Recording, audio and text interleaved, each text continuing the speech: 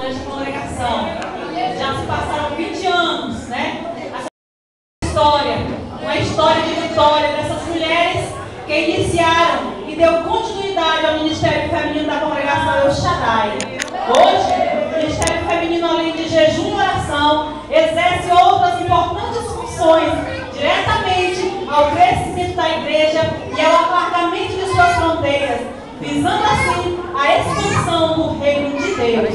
O Ministério Feminino da congregação El Shaddai reúne-se todos os dias, das 8 às 9 da manhã, sempre orando pelos pastores e ministério da igreja, para que Deus prospere a sua obra, salve e batize com o Espírito Santo. Também, em todas as reuniões, temos um momento de clamor por causas impossíveis, onde Deus tem se feito presente, respondendo a cada uma delas. E muitos são os testemunhos de vitórias que escutamos e juntos glorificamos a Deus.